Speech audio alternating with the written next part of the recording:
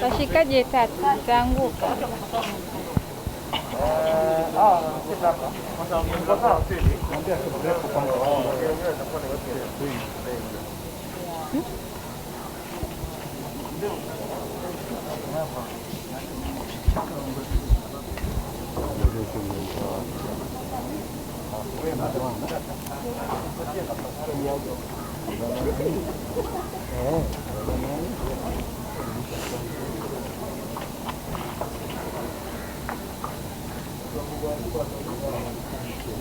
Waziri, morning sir.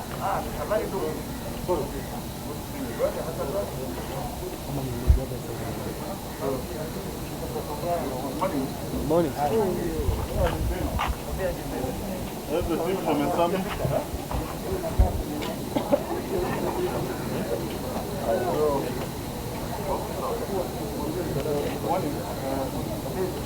Waziri, kindly please, kidogo mbele. Iko sawa kabisa. Kabisa. Nakupenda lakini usikuja karibu sana. Yes. Good morning. You can see I'm here with the very powerful who has come to impart some knowledge on our people, but the kind of people who are here, as you can see from the back, the regional and the county directors of education, together with the accountants who are perhaps behind there. And here with me I have Madam Sarah Ruto, who is the Chief Administrative Secretary in Education, and two PSS, Dr. Julius Juan and Professor Fatuma Chek. These two colleagues are from Esami. My central directors are behind there. So the whole education team is here, and the onus of this training was to call the people who are in the field to restructure and relook at how we are going to deal with the first term of 2021. As you are aware, His Excellency the President has been bold enough, and my instructions are very clear, that come 26th of July, is it next week? Yes, 26th of July. Next week, we are going to go and make sure that the schools reopen again. We have relooked at the issue of competency-based curriculum, which is to be midwifed by Professor Fatuma Chege, and also to train for 6 good days on transformative leadership. That's why we have got experts from Esami. Looking at the education sector holistically, I think we are prepared, and I would just like to say that the government has now given all the money that was required, over close to 17 billion for the primary school sector and 59.5 billion for the secondary school sector for the year 2020. As we prepare now to reopen, the PS is here. We are ready to go. The first term infrastructure, the first term money will be given as soon as IFMIS is open. So there's no need for parents to be worried about school fees as such, because when you look at it, primary education is compulsory and free by constitution. So nobody pays any fees except if voluntarily they want to pay for lunch. Secondary education, 75% of secondary schools are day school. And the government gives 22,244 shillings for every child in day school and boarding school, catering for all manner of things. So again, as far as 75% of secondary schools are concerned, there is no fee that is required, except again perhaps for uniform and lunch, which should be voluntary according to whether you can afford. The fee that they are talking about is for boarding schools in secondary schools, which only translate to 25%.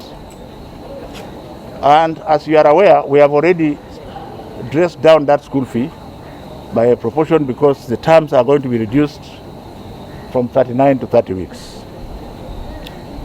Mine is to encourage our parents who can afford to pay early, so that those who can pay a little bit later are able to run the school. Because even when you have your child at home, the fee is for feeding and sleeping. Okay, you will argue that the child sleeps in your house, but si anakula kwa nyumba yako. So since the figures are not the same, we are going to be on the lookout to ensure that no child is disadvantaged. As far as the 100% transition is concerned, I was with CS Matiangi this morning. We are going to continue to mop every child that did KCPE and take the child to Form 1.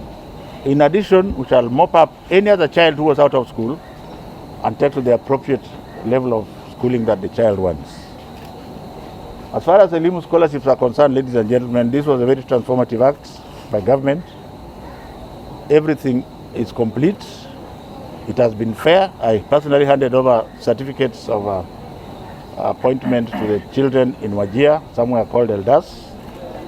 Dr. James Mwangi is tomorrow in Pangani, and on Wednesday he is going to be, I think he's today in Pangani.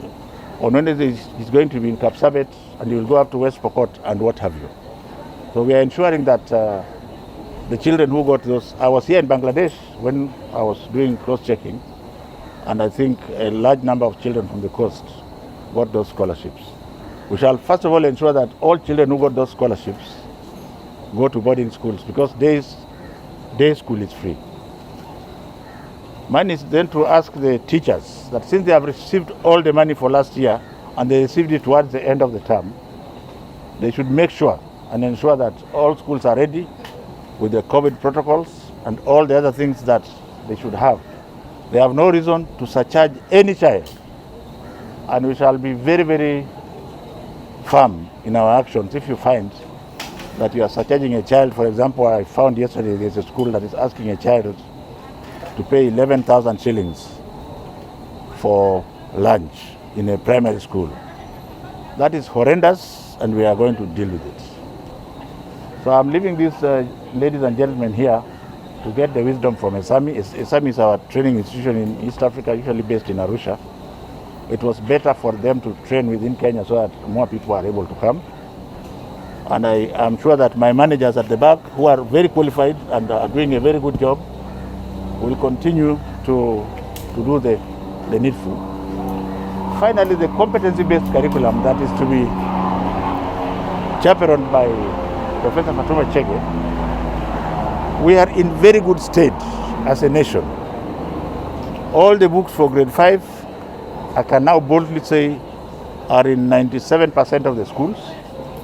We still have motion towards the northern part of the country and Turkana, but the books shall be in schools, all of them, by the 26th of this month. So I don't see any challenge as far as CBC is concerned. The government is ready and willing to bend backwards to ensure that there is success in that area. And for the books of grade 6, they have gone through a process, and I think, is it the printing that is being left? Grade 6. We'll print them in advance. As you are aware, next year will be the most important year, even though I will leave government next year, but we shall leave government when everything is in good state. Because as you remember, Bwana Mtalaki, no condition is permanent. You just do what you have to do when you are there and do it correctly. Now, if you have a question that pertains to what I have discussed with you, can you ask? You did mention this, given that... I don't know where you had that from, but like I've said, almost all primary schools that are public are day school. Are we together? So if there are a few boarding schools, they are not an issue that should bother us, because our denominator is the child. And before we do anything, we have to consider what is going to happen to the child. For example, you may find that there are our diplomats abroad who have decided to leave their children in primary school in Kenya. If there is a boarding school catering for them, it will not be wise for us to have a policy framework which says you abolish all of them. I think every situation will be looked at on its own merit. And even if you look at the boarding schools at high school level, there's no plan to abolish them now. There's thinking in that direction, but it will have to be a gradual process. Yeah. A gradual process as we implement the CBC.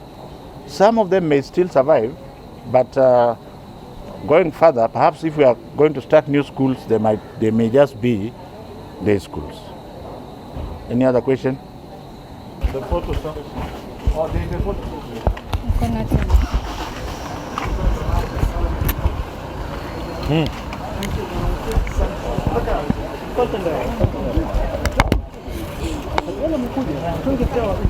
Mama kidogo picha yako. Omondi.